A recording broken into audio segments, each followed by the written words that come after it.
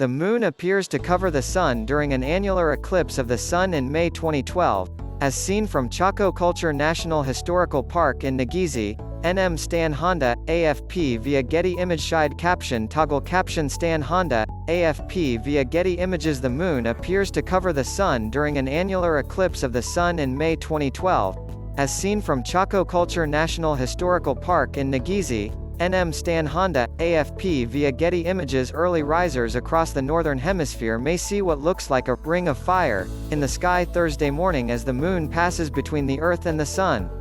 The solar eclipse, expected around sunrise, will appear that way because the Moon is at or near the most distant point in its elliptical orbit around the Earth right now, so when it passes between us and our nearest star it will block out just part of the Sun.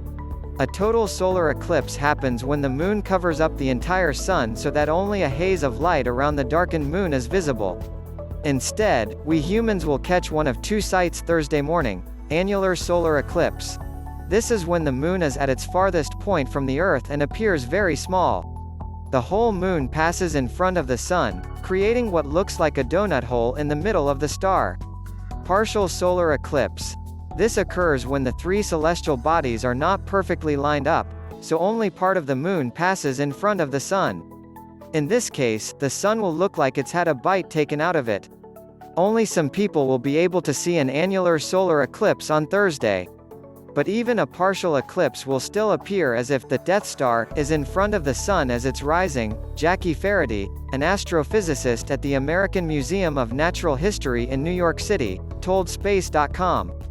Where the eclipse can be seen according to NASA, viewers in the southeast, northeast and midwestern continental United States as well as in northern Alaska will be able to see a partial eclipse before, during and just after sunrise. A partial eclipse will also be visible in much of Canada as well as parts of Europe, Asia, northern Africa and the Caribbean. People in parts of Canada, Greenland and northern Russia will be able to see the annular eclipse, the agency said.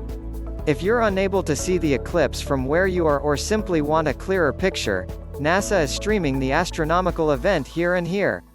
The stream, which begins at 5 a.m. Eastern Time, even though sunrise won't start until around 5:47 a.m., will show a partial solar eclipse. How to gaze at the Sun safely. What you heard as a child is true. It is not safe to look directly into the Sun, even if it is partly covered by the Moon. That's why NASA recommends wearing solar viewing or eclipse glasses throughout the entire crossing. Regular sunglasses don't count.